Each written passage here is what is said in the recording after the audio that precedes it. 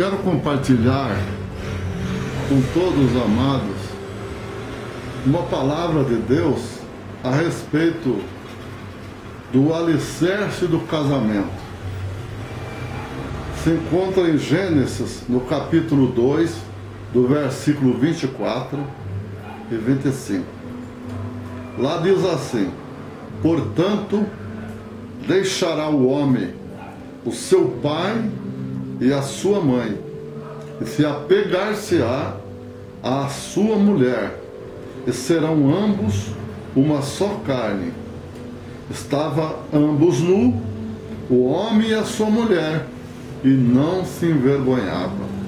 Quando Deus criou o casamento, Ele o fez para que o homem e a mulher pudessem completar um ao outro em suas necessidades espirituais, emocionais, intelectuais, físicas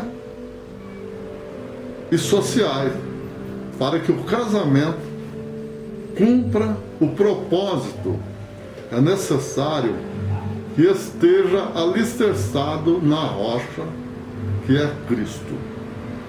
O alicerce é a base sobre o qual se constrói um muro de uma casa, de um edifício. A Bíblia em Lucas, capítulo 6, versículo 48, diz que é semelhante a um homem que, edificando uma casa, cavou e abriu profundas valas e lançou o alicerce sobre a rocha. E vindo a enchente, arrojou-se o rio contra aquela casa e não a pôde abalar, porque estava bem sólida. O fato é que quando casamos, nós trazemos toda a carga familiar que adquirimos em toda a nossa criação. Normalmente, não aprendemos que só devemos conservar essa herança familiar se ela for boa.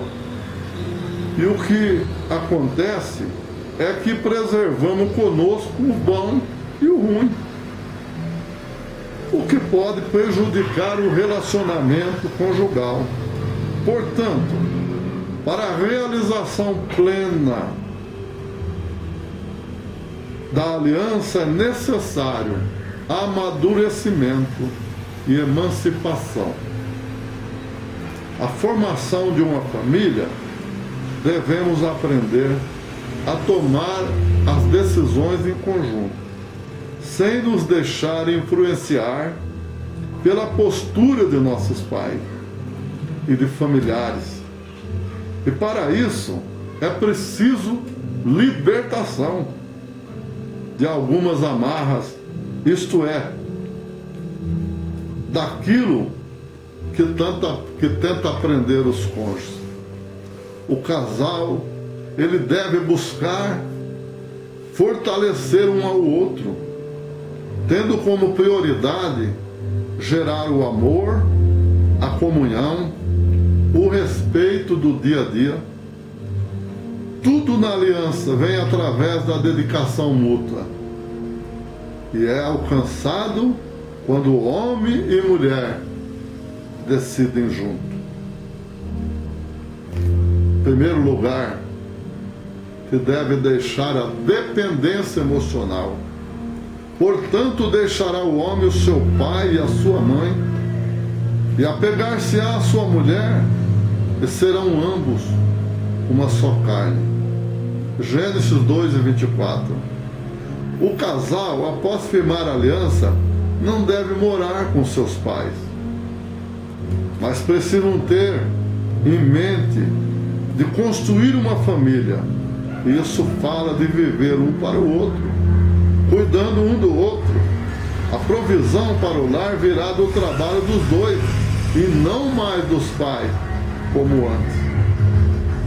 Segundo, deixar os hábitos e heranças espirituais da família, sabendo que não foi com coisas corruptíveis, como prata ou ouro, que foste gerado, mas da vossa vã maneira de viver que por tradição recebeste dos vossos pais.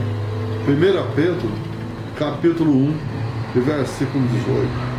Muitas vezes, em virtude da convivência com os pais, corremos o risco de nos tornarmos vítimas de um comportamento que poderá nos aprisionar por toda a vida do casamento. Precisamos renovar a mente com base na palavra de Deus. Não podemos preservar conosco o que não é bom. Por isso, decida romper com todos os hábitos e heranças espirituais que você adquiriu em sua família, que não contribui de forma benéfica para o seu relacionamento conjugal. Construa seu casamento firmado na rocha que é Cristo Jesus. Deixar a influência de certas palavras.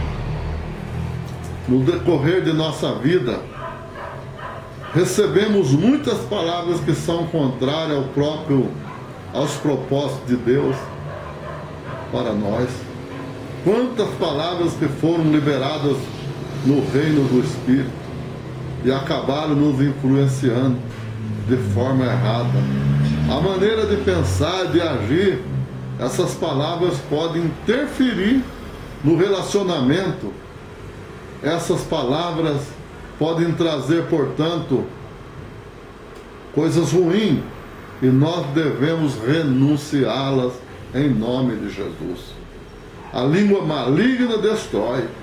O caluniador e o caluniado é o ouvinte, e a morte causada por essas palavras, na maioria das vezes, não é física, mas é mortal. Portanto, nem sempre pode ser vista, por isso mata a alma. Deixar os problemas de relacionamento familiar, tendo cuidado que ninguém se prive da graça do Senhor Deus, e de nenhuma raiz de amargura brotando vos perturbe, e por ela muitos se contaminem. E ninguém seja devasso ou profano como Esaú, que por uma simples refeição vendeu o seu direito de primogenitura. Situações negativas, emocionais, amargura na alma, lembrança dolorosa que podem afetar o sentimento em relação ao cônjuge. A amargura prejudica o lar e impede que as bênçãos cheguem até o casal. Portanto, não alimente sentimentos negativos em sua vida. Busque a cura de Deus para que você e o seu cônjuge tenham a melhor família de toda a terra. Louvado seja o nome do Senhor.